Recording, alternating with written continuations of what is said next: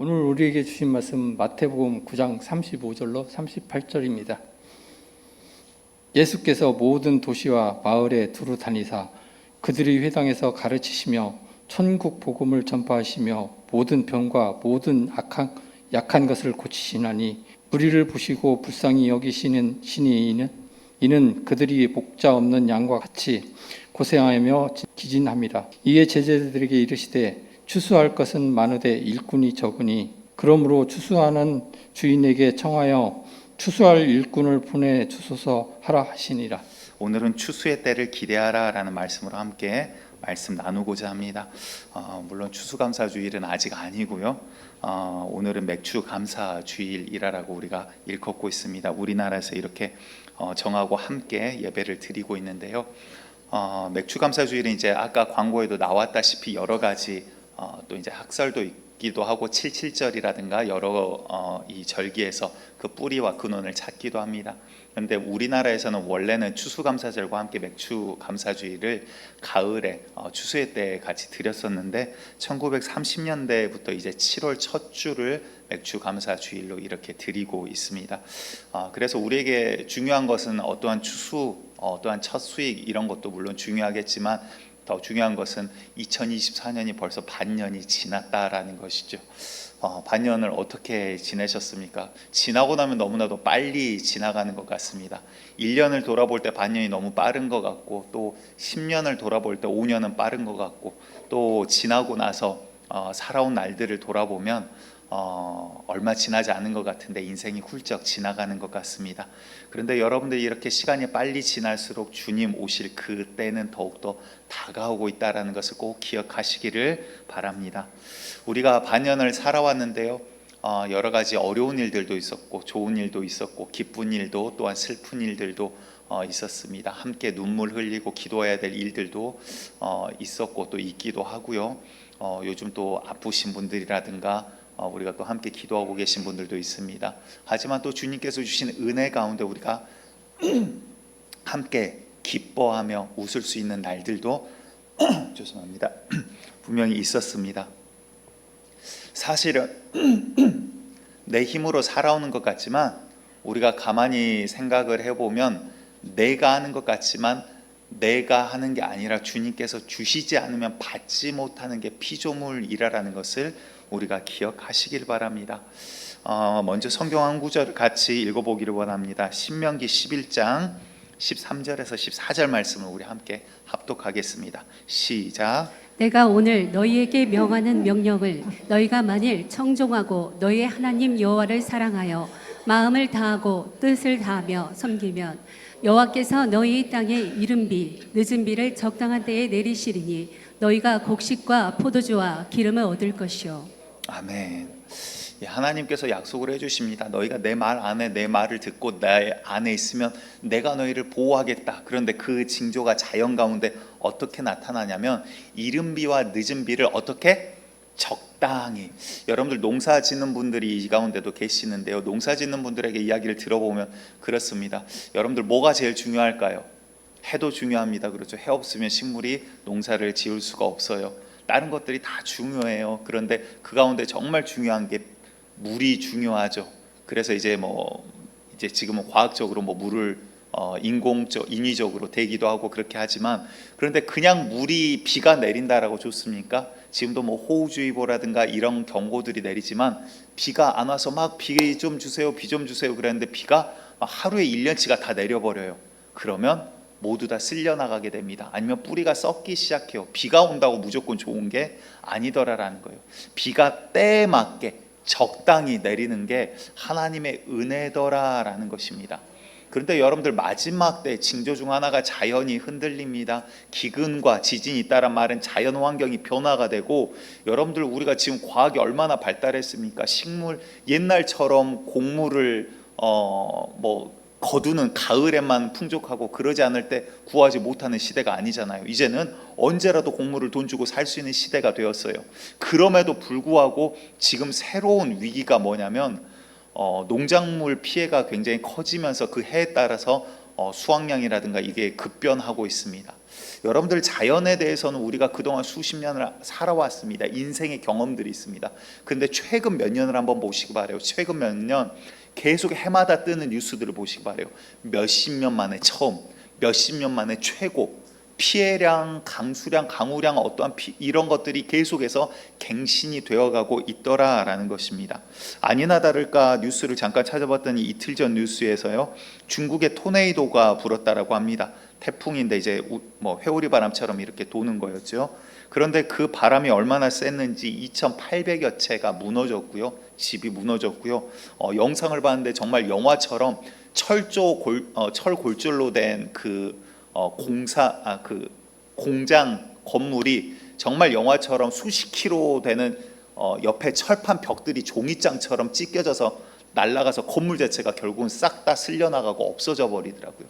얼마나 바람이 센지 모르겠습니다. 그 자연 앞에서 사람의 연약함들을 다시 한번 보게 됩니다.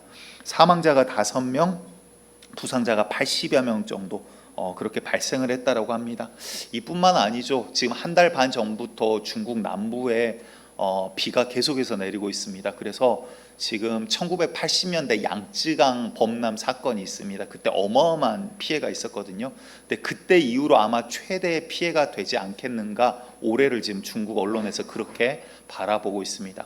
비단 중국뿐만이 아니죠. 미국은 물론이고요. 뭐 전 세계가 지금 사실은 곳곳에서 해마다, 여러분들 생각해 보시 바라요. 해마다 갱신된다라는 말이 무슨 말일까요?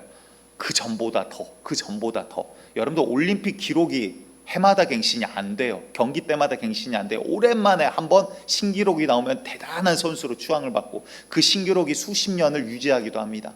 그런데 여러분들 그동안 살아왔던 인생과 최근에 몇 년이 자연 환경이 전혀 다르다라는 거예요. 그런데 여러분들 기억하시기 바랍니다. 자연은요, 우리가 하나님을 떠났기 때문에 하나님의 범죄함, 하나님 앞에서 범죄함이, 죄악들이 쌓여갈수록 자연은 점점 파괴되어 가고 있더라라는 것입니다.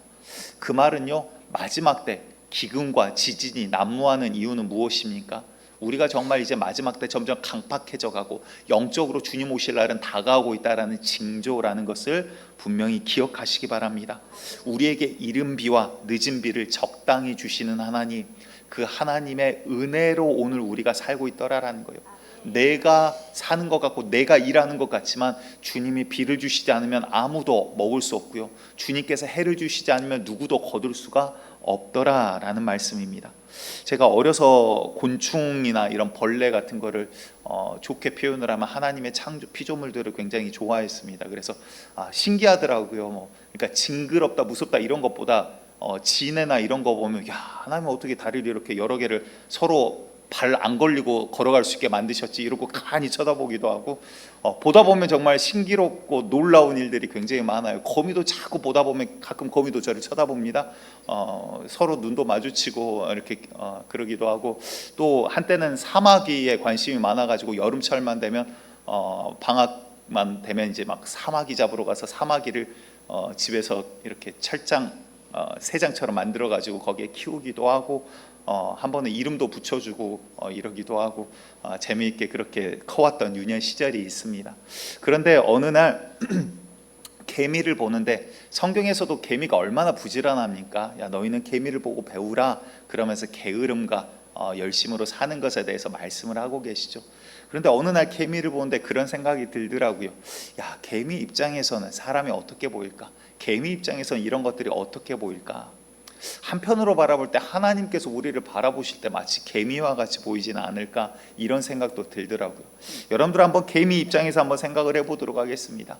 개미가 어느 날 큰 집 밑에 여왕개미가 이제 둥지를 트기 시작합니다. 그리고 새끼들을 낳고 거기에서 큰 군집 무리를 이루게 돼요.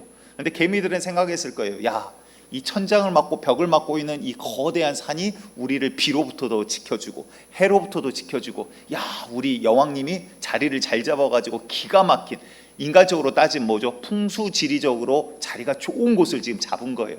야, 해가 쪄도 우리는 집에만 오면 시원하고, 비가 와도 우리는 범람하지 아니한 곳에 정말 영원토록 평안하게 살 것 같은 그곳이었어요. 그런데 어느 날 사람 입장에서 그 집을 허물고 새로운 집을, 건물을 짓고자 합니다. 해체하는 인부들이 와가지고 건물을 막 망치로 때려 부수기 시작해요. 그럼 개미들은 어떻게 되죠? 야, 난리 났어, 난리 났어. 야, 옆에 산이 무너지고 있어. 산사태 났어, 산사태 났어. 전라도 말로 하면 오메 이제 이런 거예요. 전문 용어로. 이제 난리 난 거예요. 개미들도 이제 놀라면 발이 2배, 3배 빨라집니다. 근데 미친 듯이 막 돌아다니는데, 여러분들 개미 잘 보시기 바래요. 한 1, 2분만 가만히 보고 있으면 다시 원상태로 발 속도가 바뀌어요. 우리가 볼 때는 긴 시간인 것 같지만, 개미가 볼 때는 그게 긴 시간인 것 같지만, 사람이 볼 때는 잠깐 지나가는 시간이에요. 인부들이 집을 막 붙자 개미들이 난리가 납니다. 야, 지진이 일어나서 산이 무너지네, 벽이 무너지네, 천정이 없어져서 하늘에 지금 구멍이 뚫려서 난리가 났을 거예요. 그런데 인부들이 점심시간이 됐습니다. 밥을 먹고 오참을 해요. 잠깐 쉽니다. 그랬더니 개미들이 야, 그럼 우리가 어떻게 할까 고민을 합니까? 아니에요. 다시 무너진 집을 다시 수복하고 있더라라는 거예요. 좋은 표현으로는 정말 열심이죠. 그런데 여러분들 그 열심이 어떻게 됩니까? 인부들이 다시 일하기 시작하면 결국은 그 건물은 다 헤어지고 중장비가 와서 그 땅은 한 번에 다 파헤치게 될 거예요. 아무리 열심히 집을 지어도 중장비가 움직이는 순간 모든 수고는 다 헛것이 되어버린다는 거예요. 무슨 말입니까? 여러분들, 우리가 내 앞에 있는 오늘을 살아가는 것도 중요하지만 무엇을 보고 살아가느냐가 더 중요하다라는 거예요. 오늘 질문 2가지를 던지면서 시작을 하고자 합니다. 첫 번째는요, 나는 무엇을 향해 오늘을 걸어가고 계십니까? 여러분들 무엇을 향해서 오늘 걸어가고 계십니까? 비슷한 말인데요, 조금 포인트를 달리 두고 2번째 질문을 던져보겠습니다. 그러면 나는 그 무엇인가를 위해서 오늘을 어떻게 살아가고 계십니까?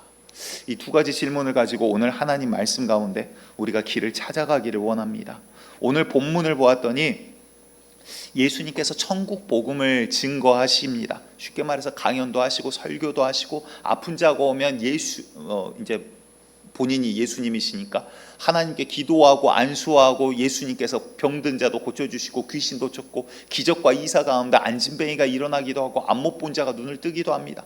많은 사람들이 소문을 듣고 야, 예수님한테 기도받으면 낫는다더라. 많은 사람들이 몰리기 시작합니다. 지금으로 따지자면 부흥회를 했는데 막 문전성시를 이룬 거예요. 사람들이 들어오지 못해가지고 이제 바글바글 난리예요.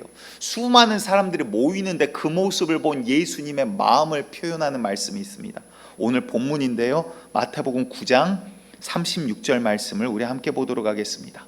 시작. 무리를 보시고 불쌍히 여기시니 이는 그들이 목자 없는 양과 같이 고생하며 기진함이라. 아멘. 예수님이 그 무리를 보시고 어떠한 마음을 가지십니까? 불쌍히 여기셨대요. 긍휼하게 여기셨대요. 부흥회고 기쁘고 막 찬양하고 난리인데 주님은 그들을 보실 때 어떻게 봐요? 불쌍히 보셨는데 이유가 그들이 목자 없는 양과 같아서 기진하고 힘들고 어려움 가운데 헐떡이고 있더라라는 거예요. 아니요, 오히려 예수님보다 그들이 더 잘 살았을 수도 있어요. 예수님보다 오히려 부한 자들도 많았어요. 예수님의 시신을 모셨던 아리마대 요셉도 대단한 부자였습니다. 그런데 왜 그들을 보면서 그렇게 표현을 하셨을까요? 그들의 영혼의 상태를 보았더니 그들이 목자 없는 양과 같이 어디로 가야 될지, 인생이 어디로 가는지, 그들이 무엇을 위해서 사는지도 모르고 그냥 살아가고 있더라라는 거예요. 영혼은 기진하고 탈진해서 곧 쓰러질 지경이 되었는데, 영혼은 삐쩍 말라가서 죽어가고 있는데, 나는 물질이 있으니까 괜찮아, 나는 자식들 다 결혼시키고 이제 자리 잡았으니까 괜찮아. 그런데 주님이 보실 때 그 영혼은 죽어가고 있더라라는 거예요. 기진하는 그 영혼, 목자 없는 양과 같이 보호받지 못하고 갈 바를 알지 못하고 앞을 인도해 준 자가 없는 그 영혼들을 보고 불쌍히 여기시더라라는 것입니다. 여러분들 이 첫 번째 질문의 답을 여러분들 얻어가시기를 바랍니다. 여러분들 아무리 열심히 살아도요, 내가 어디로 가야 될지 향방을 모르는 것과 같은 고통스럽고 어려운 게 없습니다. 나는 인정하지 않더라도 내 영혼이 향방을 알지 못하고 살아간다면 그와 같이 내 영혼이 지치고 힘든 길이 없더라라는 거예요. 여러분들 인생의 종종 세상에서도 터널로 비유를 합니다. 그런데 어두운 터널, 정말 불빛 하나 없는 터널이라 하더라도 중요한 것은요, 내가 어둠과 터널 안에 있는 것이 아니라 터널에서는 오히려 빛이, 출구가 더 분명하게 보이더라라는 거예요. 내가 출구를 바라보지 못하고 갈 때 어려움이 있는 거지, 분명한 곳을 보고 간다라면 흔들리지 아니하고 혹여 돌부리에 걸려 넘어지더라도 일어날 힘이 있더라라는 거예요. 그런데 우리의 삶 가운데 어려움과 고통을 하나님께서는 허락을 해주십니다. 여러분들, 첫 번째 우리가 오늘 기억해야 될 것은 우리가 목마른 사슴이 되기를 원합니다. 내 영혼의 상태를 알고요, 내 육체 상태가 아니라 내 영혼의 갈급함을 알고, 정말 목자가 누구인가, 내가 무엇을 향해서 내 목적이, 내 종착점이 어디인가를 분명히 아는 우리 성도들 되시기를 간절히 축복드리겠습니다. 그런데 주님께서 우리에게 고통을 허락하십니다. 어두움을 허락하십니다. 부르짖어도 응답하지 아니하는 것 같은 때가 있어요. 기도하면 그냥 문제를 다 해결해 주셔버리면 좋겠는데, 기도함에도 들어줄 것 같이 안 들어주시고, 안 들어줄 것 같은데 또 이루어주시는 일들이 있더라라는 거예요. 왜 이러한 고통을 허락을 하실까요? 미국의 짐 캐리라는 유명한 코믹 전문 영화 배우가 있습니다. 처음에는 코믹 스탠딩 코미디라고 하죠. 그냥 앞에서 무슨 카페라든가 이런 술집에서 코미디를 하는 그러한 사람이었습니다. 그런데 미국 영화에 진출하기 시작했는데 얼굴 표정이 굉장히 다양해요. 얼굴 표정으로 많은 표현들을 합니다. 그래서 그거 하나만으로 단 몇 편 만에 세계적인 영화배우 반열에 들어갑니다. 그리고 굉장히 유명해진 탑스타가 되었어요. 그러던 어느 날 여자친구가 갑자기 자살을 하게 됩니다. 그 충격도 이 짐 캐리라는 사람에게도 대단히 컸었죠. 혼돈 가운데 있는데 그 딸을 잃은 여자친구 부모님 집에서 그 분노의 대상을 이제 이 짐 캐리라는 배우를 삼기 시작해요. 그래서 이를 딸이 죽은 거에 원흉으로 고소를 하게 됩니다. 그리고 나서 이러한 과정들을, 재판 과정들을 거치게 되면서 최고의 스타 반열에 올랐던 이 사람이 더 이상 영화 배우로서의 이제 활동을 하지 못하게 되고, 모든 것들이 다 깨어지고 부서지게 됩니다. 예, 그만 보여주셔도 돼요. 예. 그런데 언제까지 보여주시나 이렇게 보려고 그랬는데 계속 보여주실 것 같아서, 예. 참 재미있는 영화를 너무나도 많이 찍으셨고 유쾌하신 분이에요.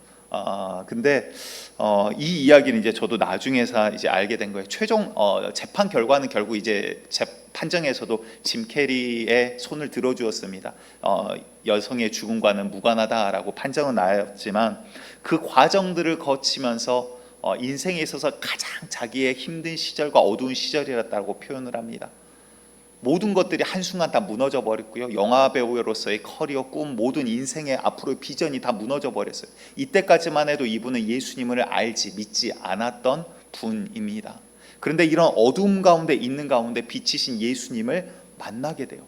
그리고 나서 2017년 전직 수감자들과 함께 어떠한 강연회를 갖게 돼요. 그들에게 강연을 하는데 이런 이야기를 합니다. 그때 이야기를 하면서, 그때 제 삶 가운데 정말 어둡고 고통스러운 시간이었습니다. 모든 것이 무너지고 모든 것을 잃었습니다. 그런데 그러한 가운데, 어둠 가운데, 고통 가운데 그 끝에는 예수님이 기다리고 계셨습니다 라고 고백을 해요. 그리고 자기는 이제는 크리스찬이다, 예수님을 믿었다라고 이야기를 하면서 그 전직 수감자들에게 예수에 대해서 이야기를 합니다. 하나님께서 나에게 고통을 겪게 하신 이유는 주님께서 나를 만나 주시기 위함이었다라는 이야기를 해요. 여러분들, 그 말은요, 우리가 고통받지 않으면 참 좋습니다. 어려움 가운데 거하지 않으면 너무나 좋습니다. 여러분들 정말 평안하시기를 축복드리고요, 하나님의 은혜가 항상 차고 넘치고 형통의 복이 있기를 축복합니다. 여러분들이 잘 돼야 제가 어디라도 비빌 언덕이 있지 않겠습니까? 그런데 문제는 주님께서 왜 고통을 허락을 하신다고요? 오늘 우리가 짚어봐야 될 부분은 사실은 우리가 그만큼 교만하기 때문이에요. 그 고통이 없으면 고개 숙이지 않기 때문이에요. 그 아픔이 없으면 주님 앞에 나오지 않는 교만이 가득 차가지고 창조주를 멸시하면서도 죄를 죄인지 모르고 살아가기 때문이더라라는 거예요. 그 고통이 있었기에, 목마른 사슴이 내가 목마른 줄 알기에 시냇물을 찾는 거지, 곧 죽어가도 목마른지 모르고 가만히 있으면 그대로 탈진해서 죽어버리더라라는 거예요. 여러분들 목마름을 느낄 수 있기를 원합니다. 내 영혼의 상태를 보시기를 원합니다. 그래서 주님께서도요, 요한계시록의 라우디게아 교회를 향해서, 라우디게아 지역은 문화와 과학과 교류가, 무역이 굉장히 활발했던 중간 도시입니다. 그러다 보니까 돈이 굉장히 많은 부한 도시예요. 그런데 그 부한 사람들을 향해서 주님께서 말씀하시기를 너희의 영혼이 지금 가난하고 삐쩍 말라 곧 삐뚤어져 죽게 생겼다라고 이야기를 하시는 거예요.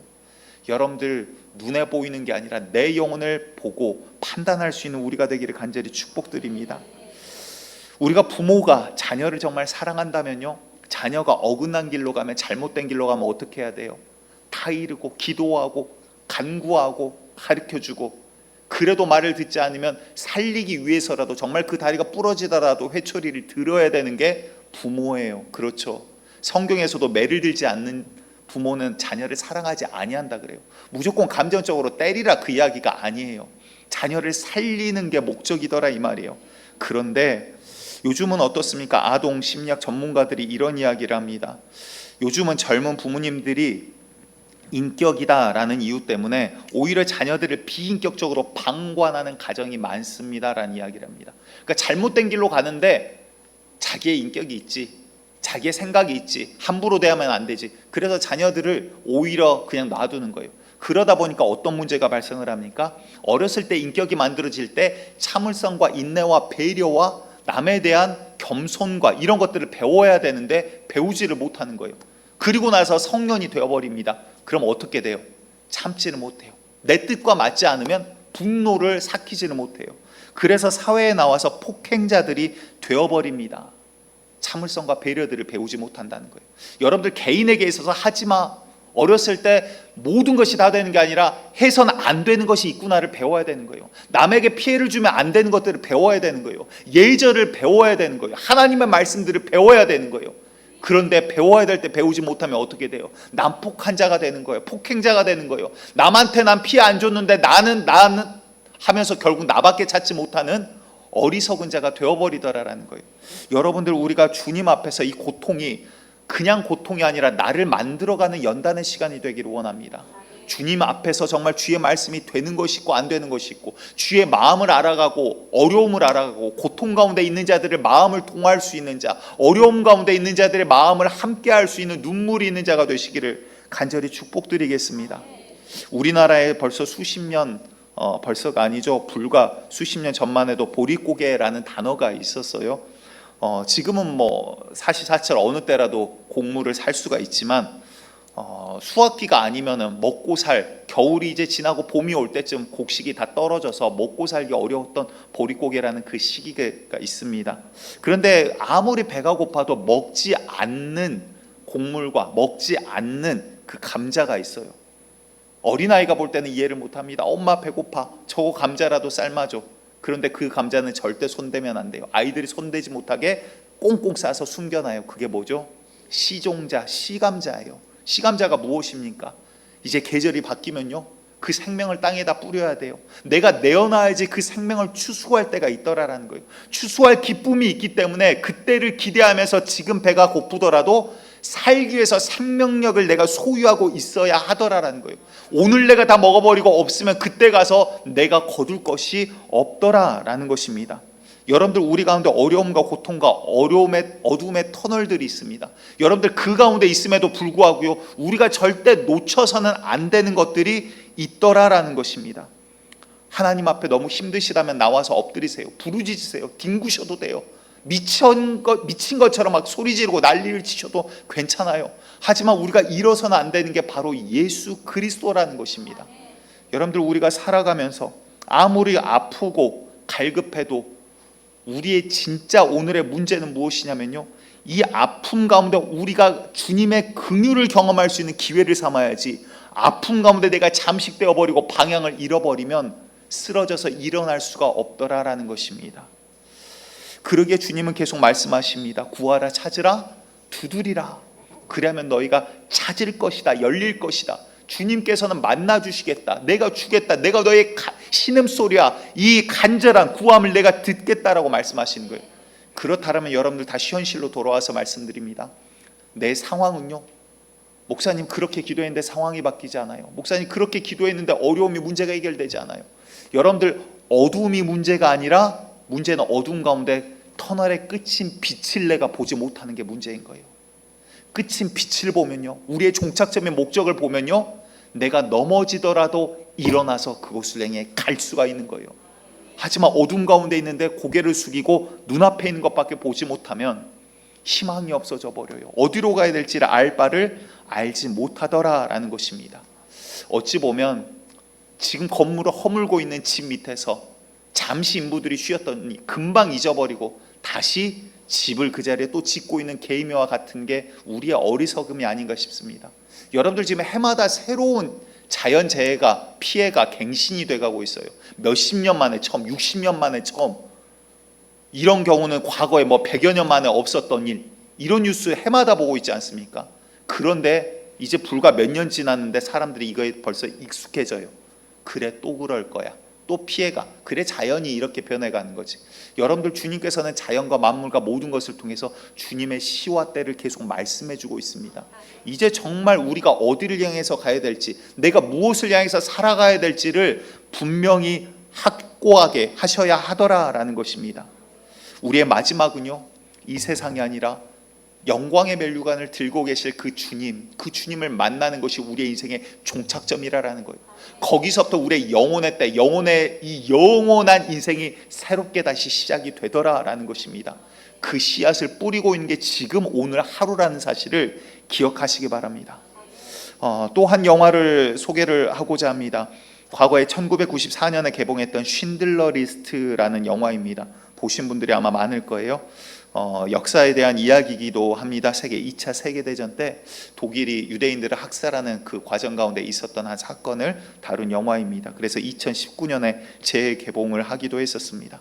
주인공인 이 사업가가, 쉰들러라는 사업가가 등장을 합니다. 독일 사람이에요. 그래서 그 사회, 그 배경에서는 굉장히 존중을 받는 사람입니다. 독일 시민권자고 사업가고 돈만을 향해서 미친 듯이 살아간 자예요. 그러다 보니까 또 사업도 잘 됩니다. 돈도 많이 법니다. 독일 안에서도 굉장한 겁으로 자리매김하게 돼요. 그래서 정치인들, 군인들 많은 뒷돈을 대기도 하고요, 사업가로서 승승장구를 해나갑니다. 그런데 그러한 가운데 유대인들의 억울한 죽음들을 바라보게 돼요. 그리고는 가만히 돈만을 향해서 살아오던 그가 갑자기 인생의 방향이 바뀌기 시작합니다. 독일인 사업인이었던 이 사람이 자기의 회사의 일꾼으로 마치 종과 같이 유대인들을 이용하겠다라는 그 명분으로 유대인들을 하나둘씩 사모으기 시작을 해요. 모은다는 표현이 좀 모호하기는 하지만 살리기 위해서 그들을 하나둘씩 사기 시작합니다. 군대에 돈을 주고 군인들에게 돈을 주면서 유대인들을 사기 시작해요. 그렇게 사서 죽음 가운데 죽어야 될 유대인들을 살린 숫자가 1,100여 명이 넘어가기 시작합니다. 이 유대인들이 모여가지고 아무것도 없잖아요. 이스라엘은 이미 없는 가운데 유대인들의 학살이 이루어지고 있는 과정입니다. 역사적으로 뭐 약 600여만 명이 유대인들이 죽었다라고 하죠. 총알이 아까워서 뭐 가스실에서 죽였다라는 말도 있고 별의별 말이 많습니다. 그런데 이 참혹한 현장 가운데서 1,100여 명이 구원을 받아요. 그 사람들이 모여가지고 십시일반 모아서 반지 하나를 만듭니다. 그리고 이 쉰들러라는 사업가에게 감사하다라는 의미로 유대인들이 이거를 선물을 해요. 그 반지를 덜덜덜덜 떨리는 이 손으로 반지를 받아요. 그러다가 실수로 반지를 떨어뜨리기도 하고요, 다시 반지를 어렵게 줍습니다. 그러면서 떨리는 목소리로 이 주인공이 하는 이야기가 있어요. 다른 이야기가 아니에요. 감사합니다, 고맙습니다, 이 이야기가 아니에요. 더 살릴 수 있었는데, 더 살릴 수 있었을 텐데, 그 이야기를 해요. 그러자 이 유대인의 대표가 이렇게 대답을 합니다. 아니요, 이미 당신은 1,100명이나 살렸습니다 라고 이야기를 해요. 그랬더니 그 다음부터 눈물을 흘리면서 몸을 주체하지 못하면서 이야기를 해요. 난 너무 많은 돈을 버렸습니다 라고 이야기를 해요. 돈이 최고인 줄 알고 살았고, 돈이 부가 자기 인생의 목적인 줄 알고 살았는데, 사람의 생명을 보았더니 그때부터 이 사람의 인생이 완전히 바뀐 거예요. 그리고 눈물을 흘리면서 본인이 타고 왔던 고급 차를 바라보며 그래요. 내가 이 차를 팔았더라면 10명은 더 살릴 수 있었을 텐데, 여기에 달려있는 배지를 빼면서 이야기해요. 이거 금인데 이 배지를 팔면 1명은 더 살릴 수 있었을 텐데, 그러면서 눈물을 흘리는 이 영화의 명장면이 있습니다. 여러분은 인생은요, 두 가지를 말씀드리겠습니다. 나무가 있고 숲이 있는 것처럼 우리가 인생이라는 숲이 있고요, 그 가운데 우리가 살아가는 것은 잠시 잠깐 방심하면 눈앞에 보이는 나무밖에 보지를 못하게 돼요. 그런데 나무만 보다 보면 어디로 가야 될지 방향을, 향방을 잃어버리기가 너무나도 쉽더라라는 것입니다. 그런데 순서는요, 방향을 보면 오늘 내가 어디로 가야 될지를 알 수 있게 되더라라는 거예요. 이 쉰들러의 이야기를 드린 이유는 이것입니다. 향방을 모를 때 그저 돈이 우상이 되어서 살았던 사람이에요. 그런데 인간의 생명에 대해서 알게 되자, 구원에 대해서 알게 되자, 그들을 살리기 위해서 무엇도 누구도 칭찬해 주지 않아요. 하지만 무엇도 그렇게 지금까지 자기가 모았던 돈들을 다 허비해 가면서 한 명이라도 더 살리기 위해 한 명이라도 더 못 살려서 마지막에 그런 이야기를 하거든요. 내가 못 살린 게 아니라 내가 안 살렸던 거예요. 죄송해요 죄송해요 하면서 그 앞에서 눈물을 흘려요. 아직도 나에겐 고급 차가 있고, 아직도 나에겐 반지가 있고, 아직도 나에겐 금배지가 있어요. 한 명이라도 더 살릴 수 있는데 내가 안 살렸던 거예요. 죄송해요 라는 이야기를 하게 됩니다. 다시 말해서 여러분들, 우리가 방향과 목적, 종착점이 정해지면요, 그동안 내가 어둠이라 생각했던, 고통이라 생각했던 오늘이 주님께서 주시는 선물로 보이더라라는 거예요. 여러분들, 감사는 강요해서 됩니까? 여러분들, 은혜입니다, 감사해야 됩니다. 맞는 말이죠. 근데 진짜로 감사가 되던가요? 아니요. 우리는 그만큼 교만하거든요. 당연한 인생이라 여기고, 당연한 건강이라 여기고, 당연한 시간이라 여기거든요. 그런데 주님을 볼 때, 우리의 종착점이 어디인지를 볼 때 오늘이라는 선물이 하나님께서 어떻게 우리에게 주셨는가를 알게 되더라라는 것입니다. 여러분들, 세상 사람들은, 또 우리들조차도요, 잠시 잠깐 나무만 보고 가다 보면 다른 것들을 우상으로 불쑥불쑥 세웁니다. 마태복음 28장을 보았더니 군인들이 등장을 하는데 이런 말씀이 나와요. 마태복음 28장 15절을 같이 읽어볼까요? 시작. 군인들이 돈을 받고 가르친 대로 하였으니 이 말이 오늘날까지 유대인 가운데 두루 퍼지니라. 이 군인들이 누구인지를 아실 거예요. 예수님께서 십자가에서 돌아가십니다. 그리고 나서 아리마대 요셉이라는 부자가 자기의 미래를 위해서 예비했던 그 무덤에 예수님을 안치를 해요. 고급 무덤이죠. 그리고는 그 앞을 이 바리새인들이 군사를 동원해 가지고 그 앞을 지키게 해요. 아무도 손대지 못하게 하려고. 그런데 예수님의 부활을 이 군인들은 봅니다. 천사를 보았고요, 살아난 예수님을 봤어요. 그 앞에 얼마나 놀라는지 죽은 자와 같이 되었다라고 성경에서 표현을 하고 있어요. 그리고 놀라가지고 뛰어와서 있었던 일들을 바리새인들에게 보고를 합니다. 선생님 큰일 났습니다. 정말로 말한 대로 정말 유대인 그 예수 믿는 사람들이 이야기하던 것처럼 정말로 그가 살아났습니다. 천사가 와서 그를 데리고 갔습니다. 사실대로 다 이야기를 해요. 그랬더니 바리새인들이 그 이야기를 듣고 어떻게 됩니까? 돈을 이들에게 많이 주면서 너희들은 유대인들에게 가서 그의 제자들이 훔쳐갔다라고 해라 라고 시켜요. 그랬더니 여러분들 한번 생각해 보시기 바라요. 예수님이 살아나는 걸 봤어요. 천사를 직접 목격했어요. 그러면 저가 정말 말씀의 사람이구나 믿지 않겠습니까? 그런데 이 믿음보다 뭐가 커요? 돈이 더 큰 거예요. 돈을 받고는 입을 싹 닫아버립니다. 거짓 증언을 하고 다녀요. 여러분들, 우리의 삶 가운데 그런 인생이 많지 않습니까?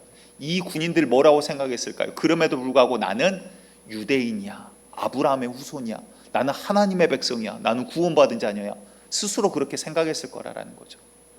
여러분들, 우리는 어떻게 바라보고 있습니까? 어떻게 나아가고 있습니까? 혹 이런 군인들처럼 다른 어떠한 것들을 붙들고 있습니까? 여러분들, 이 군인에게는요, 돈이 하나님이었어요. 하나님 위에 지금 돈이 있는 거예요. 그런데 어려움이 닥칠 때 우리는 하나님 앞에 부르짖죠. 하나님 도와주세요. 하나님의 입장에서 그러지 않겠습니까? 네 하나님께 구해라, 네 우상에게 절해봐라, 네 우상에게 해결해달라 그래라. 주님 입장에서 그러지 않으시겠습니까? 여러분들, 우리가 무엇을 지금 바라보고 사냐라는 거예요. 눈앞에 보이는 게 물론 열심히 사셔야 돼요. 충실되게 사셔야 되고 근면 성실 정직하게 살아가셔야 돼요. 그런데 이 살아가는 목적과 방향이 어디냐라는 거예요. 오히려 방향이 정반대라면 오히려 내가 열심히 살수록 나는 잘못된 방향으로 가고 있을 수도 있더라라는 것입니다. 아까 말씀드린 것과 같이 아무리 배가 고파도 시종자를 먹지 아니하는 것처럼 우리가 아무리 급하고 아무리 지금이 고통스러워도 진짜 중요한 것을 잃어버려서는 안 되더라라는 것입니다. 여러분들, 고통 가운데 있으십니까? 그 가운데 여러분들 고개를 들어 주를 바라보는 용기가 있기를 원합니다. 문제를 바라보고 고개를 숙이면요, 답은 보이지 않아요. 어둠 속에서는 답이 없어요. 아무리 눈을 씻어도 보이지 않아요. 하지만 고개를 들어볼 때 터널의 끝인 빛이 보일 때 우리에게는 소망과 희망이 있더라라는 것입니다. 여러분들, 왜 기도하십니까? 제가 엊그저께 다른 교회에서 청년 집회를 좀 설교를 부탁받아서 다녀왔었는데 가서 우리 교회 자랑을 하고 왔어요. 야, 우리 교회 이제 좋은 교회다. 진짜 좋은 교회다. 하나님 기뻐하신다. 함께 기도하는 자들이 날로 늘어나고 있다. 새벽을 깨우고 또 저녁에 퇴근하며 와서 교회에서 기도하고, 그 시간도 누구는 5시 와서 기도하고 6시 기도하고 와서 7시 기도하고 9시 기도하고 끊이지 않고 하나님 앞에 기도하는 교회가 되어간다. 얼마나 자랑스럽던지요. 그런데 여러분들, 기도가 쉽습니까? 어떠한 때는 주님께서 바로 들어주시는 것 같아요. 그런데 어떠한 때는 야, 이거 진짜 기도한다고 되나? 하나님 살아계시나? 기도해도 들어주시지 아니할 것 같은 칠흑 같은 시기도 있더라라는 거예요. 그런데 성경에서는 항상 기도하고 항상 기도하래요. 항상 기도하고 낙심치 말라라고 말씀하십니다. 왜 그럴까요? 그 어둠의 시간이 있을 때, 빛 앞에 섰을 때, 추수의 때의 기쁨을 함께 누릴 수가 있는 거거든요. 여러분들, 씨를 뿌리고 땀을 흘리는 시기가 있어야 추수의 기쁨을, 그 영광 가운데 함께 구할 수가 있더라라는 것입니다. 오늘 많은 비가 또 예비되어 있는 것 같습니다. 일부 때도 설교를 하는데 계속 휴대폰이 막 울리더라고요. 봤더니 다 긴급 문자, 호우주의보, 산사태주의보, 주의보 그래요. 여러분들, 그런데 이 비도 하나님께서 주시는 귀한 은혜의 비가 되기를 원합니다. 우리가 어둠으로 생각하면 어둡지만요, 그 어둠조차도 하나님께서 나를 만들어 가시는 귀한 은혜의 기간이 되기 원합니다. 그게 무엇입니까? 오늘이, 내가 하나님을 보았을 때 오늘이 주님께서 주시는, 현실은 어두운 것 같지만 주님께서 나를 만들어 가시는 귀한 기회이구나. 아멘. 여러분들, 이 비가 피해가 있고 막 어려움이 있는 것 같지만 이것들을 통해서 주님께서 나를 가르치시고 인도하시는 주님의 손길이구나. 세상만 바라보고 눈앞에 있는 것만 바라볼 때는요, 그게 문제예요. 하지만 고개를 들어 주를 바라볼 때 오늘 이 어둠 가운데 인도하시는 주님을 경험하실 수가 있더라라는 것입니다. 그러게 여러분들, 오늘은요 어둠이 아니라 기회인 거예요. 오늘은요 그냥 기회에서 끝난 것이 아니라 하나님께서 우리를 위해서 예비하신 놀라운 선물인 거예요. 여러분들, 누누이 말씀드리잖아요. 오늘은요, 어제 세상을 뜨셨던 분이 그토록 모든 전 재산을 바쳐서라도 갖기를 원했던 그 하루가 바로 오늘이라는 사실을 기억하시기 바랍니다. 추수할 때를 기대하며 살아가는 사람이 있고요. 누구일까요? 씨 뿌린 자겠죠. 그리고 추수를 그냥 쳐다보는 자가 있어요. 그리고 또한 추수에 관심이 없는 자가 있습니다. 그런데 여러분들, 추수를 기대하는 자는요, 추수할 때 감사와 영광 가운데 거하게 되고요, 추수를 바라보는 자는 부러워하게 돼요. 그런데 추수에 관심이 없는 자는 그날 배가 고프게 됩니다. 여러분들, 오늘을 다시 처음 질문으로 돌아가도록 하겠습니다. 우리가 살아가는 목적, 우리의 인생의 방향, 내 영혼이 가야 할 곳, 종착점이 어딘가 분명히 하셔야 되는 거예요. 이게 첫 번째 질문입니다. 그런데 이게 분명히 됐을 때 두 번째, 그때 오늘을 내가 이거를 위해서 어떻게 살아가야 될지가 방향이 결정이 되더라라는 거예요.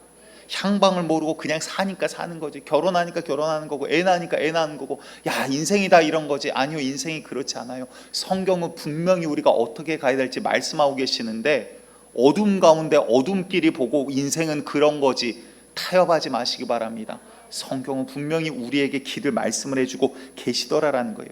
오늘 본문을 짧게 살펴보고 말씀 정리하겠습니다. 오늘 주님께서 그들을 불쌍히 긍휼히 여기시면서 말씀하시는 거예요. 추수할 것이 많으나 라고 이야기를 하세요. 지금 할 일이 많대요. 하나님께서 지금 하실 일들이 많대요. 그런데 일꾼이 없다라고 이야기를 하십니다. 그러면서 뭐라고 이야기를 하시죠? 여러분들, 주님 앞에서 주님께서 우리에게 오늘 하루를 주신 이유는요, 오늘을 통해서 주께서 이루고자 하는 일들이 분명히 있더라라는 거예요. 그냥 걸어감이 아니라 정말 하나님께서 하루하루를 살게 하심이 분명한 목적들이 있다라는 거예요. 여러분들, 퇴직하신 분들도 계시지만 이제 퇴직했으니까 내 인생 끝이야. 아니요, 끝이 아니에요. 주님 불러가시는 그날까지 분명히 하루하루의 의미와 목적이 있기 때문에 살려주시는 거예요. 우리의 생명이 하루하루 그냥 살아가는 거 아니에요. 너희의 머리털까지도 세심 받으신 하나님, 우리를 눈동자와 같이 살피신 하나님, 그냥 살리시는 게 아니라 하루하루가 선물이며 의미가 있더라라는 거예요. 우리에게 할 일이 많고 주님께서는 오히려 추수할 것이 많다라고 이야기를 합니다. 그런데 여러분들, 일꾼이 적다라는 말이 무슨 말일까요? 과거에 이제 전도사로 사역을 처음 시작을 할 때 그 교회 이제 큰 교회 어느 목사님이 이제 강사분으로 잠깐 오셨어요. 근데 이제 그때 담임 목사님과 이제 부사역자들 같이 이렇게 미팅을 하고 있는데 그 강사분이 갑자기 대뜸 이제 저한테 물어보시더라고요.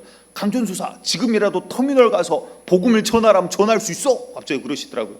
그래서 순간 주춤했어요. 전도사가 뭐 하는 사람이에요? 예, 맞아요. 전도하는 사람이 전도사예요. 예, 장의사는 마찬가지예요. 전도하라고 전도사인 거예요. 근데 전도사한테 전도할 수 있냐라고 물으니까 순간 당황을 했어요. 야, 너무 당연한 건데. 여러분들, 내가 만난 예수님이 부끄러우십니까? 나를 살리신 예수 그리스도가 부끄러우십니까? 이 세상을 만물을 창조하신 하나님이 어디 가서 뭐가 부족합니까? 그런데 뭐가 창피해요? 왜 그거를 못해요? 너무나도 의아해서 순간 주춤했어요. 그리고 나서 네, 할 수 있습니다라고 대답을 했어요. 근데 이 질문을 갖고 그 강사분이 가시고 나서 계속 되뇌이게 됐어요. 왜 이 질문을 할까? 왜 이 질문을 할까? 정말 무서운 것은요, 여러분들, 전도사가 전도하지 않는 시대가 되어버렸어요. 여러분들의 성도가 그리스도인이 그리스도를 증거하지 않는 시대가 되어버렸어요. 하나님을 믿는다는 사람들이요, 교회에 와서는 찬양을 하는데 하나님을 왕으로 여기지 않으면서 살아가는 삶이 당연한 삶이 시대가 되어버린 것 같아요. 여러분들, 전도사가 전도를 못하는 게 기술이 없다, 이게 창피한 게 아니라 진짜 무서운 거는 전도사가 하나님을 바라보지 않기 때문에 오늘 내가 뭘 해야 될지 모른다는 게 문제인 거예요.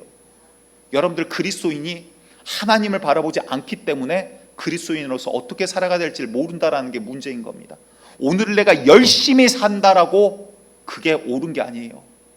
말씀을 계속해서 우리가 살펴보도록 할 텐데요, 오늘 본문을 제가 잠깐 보도록 하겠습니다. 37, 38절에 주님이 이러세요. 이에 제자들에게 이르시되 추수할 것이 많되 일꾼이 적으니. 맞아요. 우리가 알다시피 구원하고 전도해야 될 사람이 많은데 일꾼이 적다란 말이에요. 그런데 38절에 뭐라고 하십니까? 그러므로 추수하는 누구에게? 주인에게 청하여 추수할 일꾼을 보내주셔서 하라. 희한하죠? 예수님께서 전도하려는데 사람이 없다, 너희는 빨리 가서 전도해, 이제 하나님 나라가 도래에 있다라고 빨리 가서 전도해라고 이야기하지 않으세요. 누구에게 구하라고요? 주인에게 구하라라고 말씀하고 계세요. 무슨 말입니까? 중요한 포인트예요. 우리가 열심히 전도하는데 가끔 열심히 사역을 하다 보면 사역자들도 예수님 없이 사역할 때 있어요. 열심히 교회에서 봉사하고 일하는데 예수님 없이 일할 때가 있어요.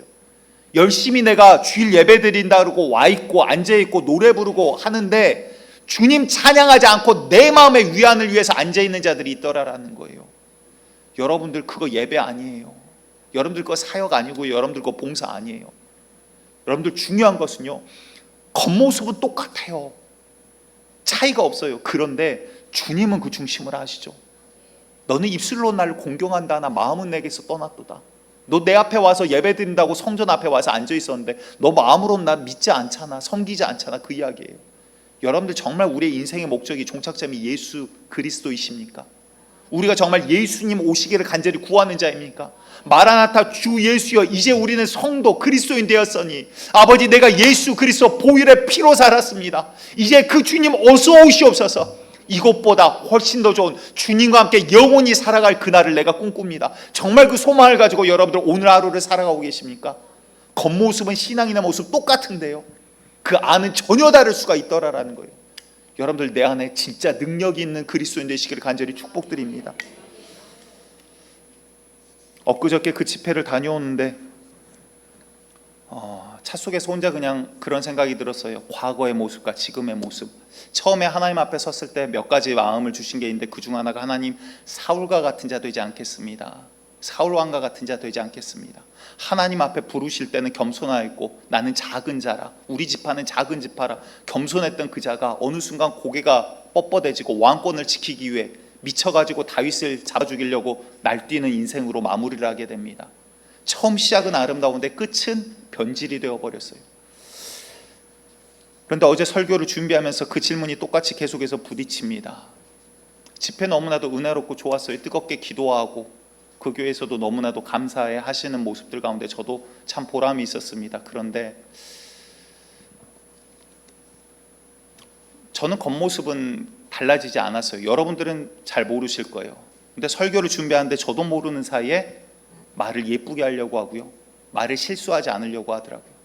주님이 처음 사역을 시작할 때 주셨던 몇 가지 말씀 중에 한 말씀이 이 말씀입니다.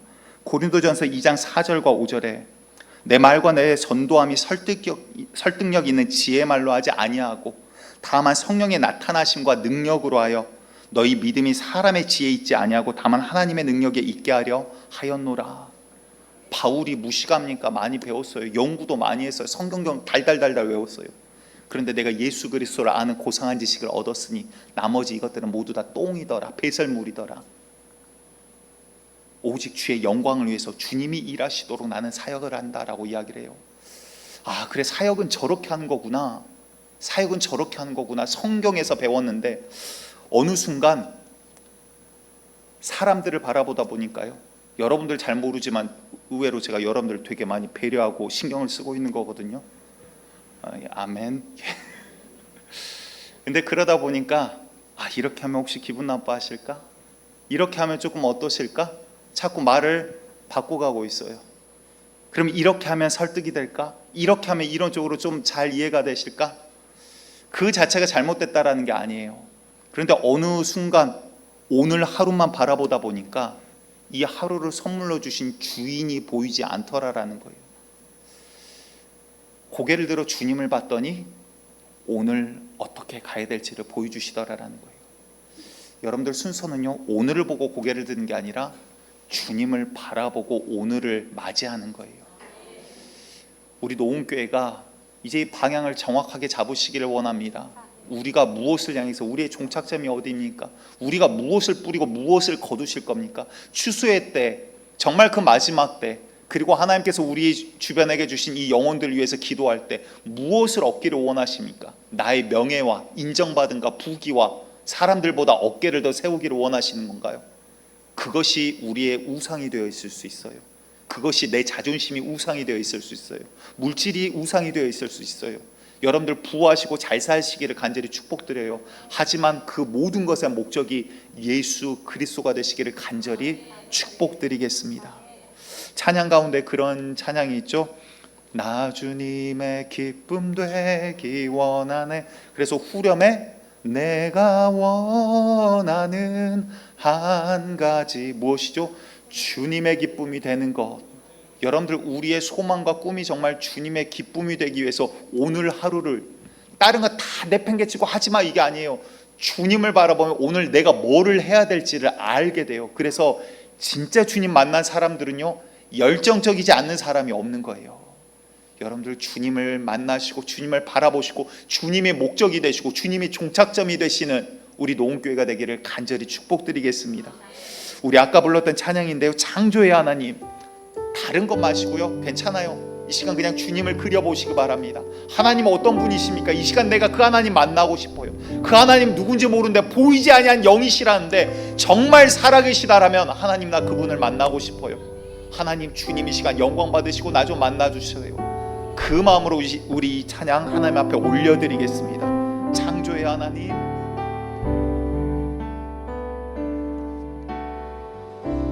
창조의 아버지, 그 섭리 조금만 빨리 갈게요. 대타신 세대 일으키 이 땅을 고치소서, 이 땅을 고치소서. 주의 크신 능력, 주의 크신 능력, 만물이 사모하니 성령의 기름 부어주사 이 시간 임하소서. 주 영광 여기 임하사. 아멘.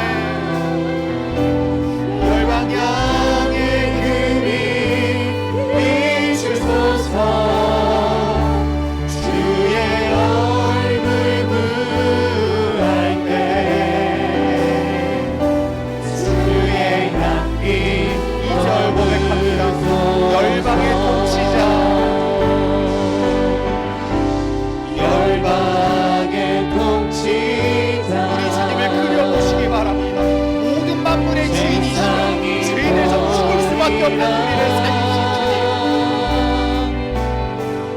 진실한 주의 약속으로 교회는 승리하리. 우릴 돌아보사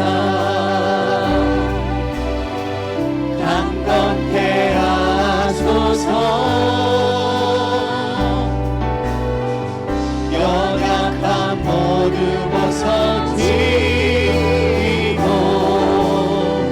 승리케 하옵소서. 주 영광 여기 임하사 열방 향해 금이 비추소서. 주의 얼굴 구할 때 주의 향기 마지막으로 고백합니다. 주 영광 여기 임하사 열방 향해 금이 비추소서. 주의 얼굴 구할 때 주의 향기 머무소서. 이 시간 우리가 1분만 함께 기도하기를 원합니다. 여러분들 지금까지 무엇을 바라고 살아오셨습니까? 아니면 향방 없이 그냥 살아왔습니까? 그게 인생이라고 성경은 말씀하고 있질 않아요. 창조주는 우리를 아무 의미 없이 짓지 않으셨다라는 거예요. 참새 한 마리도 하나님의 허락하심 없이는 떨어지지 아니하거든. 하물며 너희겠느냐? 하물며 주님의 자녀된 우리를 그냥 짓지 않으셨다라는 거예요. 여러분들 우리의 종착점이 어딘가 분명히 아시고 아버지 그래야 할 때 우리가 어떻게 나아갈지를 나에게 알려주시옵소서. 여러분들 오늘 하루가 주님께서 주신 귀한 선물입니다. 그 선물을 주님 안에서 충실되고 성실하게 누리시기를 원합니다. 주여 아버지 오늘 나에게 말씀하여 주시옵소서. 오늘 나를 만나 주시옵소서. 내가 주님만 바라보는 자가 되기를 원한다라고 주님 한번 부르고 이 시간 함께 기도하며 나아갑니다. 주여 주님 아버지 우리가 주를 바라보게 하여 주시옵소서. 아버지 주를 바라보는 교회 주를 바라보는 백성 되기를 원합니다. 아버지 문제에 잠식되어 다른 것들에 의하여 우리가 시선을 잃어버림이 아니라 주님만을 바라보기를 원합니다. 예수 그리스도가 나의 정착점이 되기를 원합니다. 아버지의 멸류가 들고 기다리실 그 주님을 만나기를 원합니다. 마라나타 주 예수여 어서 오시옵소서. 어서 오시옵소서. 다시 오실 그 예수님을 기다립니다. 주여 주여 아버지 그리할 때 아버지 오늘 내가 나에게 주신 이 자리에서 어떻게 살아가야 될지를 알게 될 것입니다. 주님 아버지 주께서 주신 열정을 가지고 아버지 걸어가게 하여 주시고 인생의 길은 향방을 알지 못하는 길이 아니라 주의 영광을 위하여 오늘도 걸어가는 백성들 되게 하여 주시옵소서.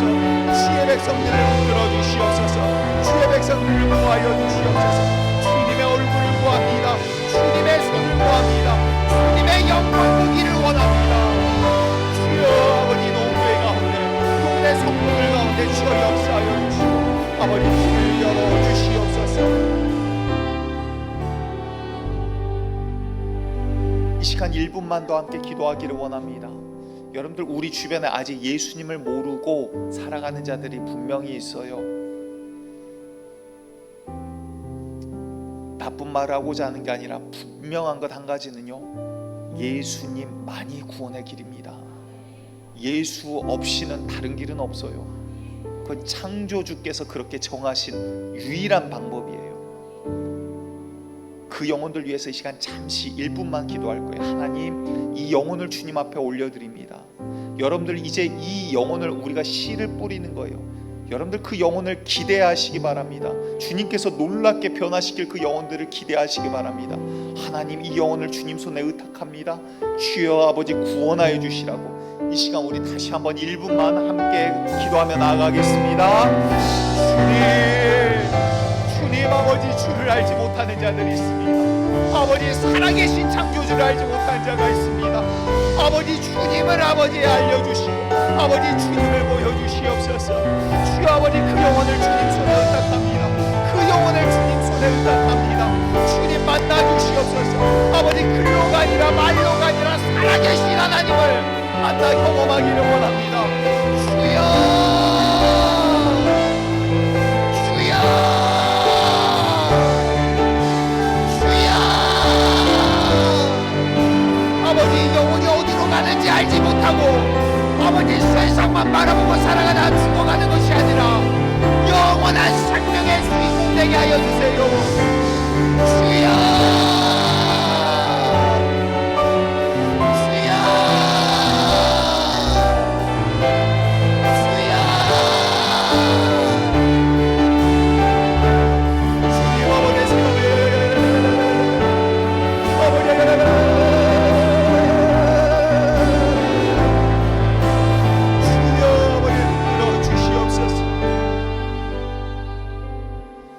살아계신 하나님 주님을 찬양합니다. 아버지, 주님 홀로 영광 받아 주시옵소서. 아버지, 예배의 본질은 찬양입니다. 주의 이름을 높이는 겁니다. 주님을 영화롭게 하는 것입니다. 주여 아버지, 우리가 받는 예배가 아니라 드린 예배 되게 하여 주시고 아버지, 오늘도 주님 승리하셨사오니 주님 홀로 영광 받아 주시옵소서. 아버지, 오늘 하루가 그저 살아가는 하루가 아니라 그냥 주어진 하루가 아니라 주여 죽을 수밖에 없는 죄인에게 주님이 태초부터 계획하시사 선물로 주어주신 귀한 하루임을 기억하게 하여 주시고 아버지, 종착점인 주님을 만나기 위해 오늘을 어찌 걸어갈까를 주님 앞에서 구하고 주님과 함께 걸어가는 자, 주여 사망의 음침한 골짜기를 거닐지라도 주의 지팡이와 함께 거닐 때는 두려움이 없습니다. 주님 아버지, 오늘도 주와 함께 걸어가는 하루 되게 하여 주시옵소서. 아버지, 모든 영광 주님 앞에 올려드립니다. 주여 아버지, 내 주변에 아직 예수를 모르는 자들이 있습니다. 주님 아버지, 예수 복음이 증거되게 하여 주시고 아버지, 주여 우리는 알지 못하나 성령의 능력으로 기도하고 전할 때 아버지, 그 마음의 문을 열어주시고 강팍한 마음이 아버지 녹아내려 예수를 주로 받아들이고 시인하는 놀라운 역사가 일어나게 하여 주시옵소서. 오늘도 주님 감사합니다. 예배드리게 하심을 감사하고 비 주심을 감사하고 해를 주심을 감사하고 오늘 숨쉬게 하심을 감사하고 오늘 걷게 하심을 감사합니다. 주님 아버지, 모든 것이 감사요, 모든 것이 은혜입니다. 아버지, 지난 날 보호하셨던 것처럼 앞으로도 주의 백성 자녀들 보호하여 주시고 주님의 일 가운데 주의 영광을 위하여 기쁘게 주님과 함께 걸어가는 자녀들 되게 하여 주시옵소서. 하나님, 이 시간 또한 주님께서 주신 물질의 일부를 쪼개어 주님 앞에 마음과 기도 제목을 담아 올려드립니다. 받아 흠양하여 주시옵소서. 살아계신 예수님 이름으로 기도드립니다. 이제는 우리를 위하여 피 흘리신 예수 그리스도의 은혜와 만극하신 아버지 하나님의 사랑하심과 이제 우리 가운데 오셔서 역사하시는 성령님의 내재하심이 이제 참으로 고개를 들어 주를 바라보며 내 종착점이 어디인가를 확인하고 주를 향하여 오늘 하루 주님과 함께 걸어가기를 소망하고 구하는 주의 모든 백성들 머리머리 위에 지금으로부터 영원토록 함께 하시기를 간절히 축원하옵나이다. 아멘.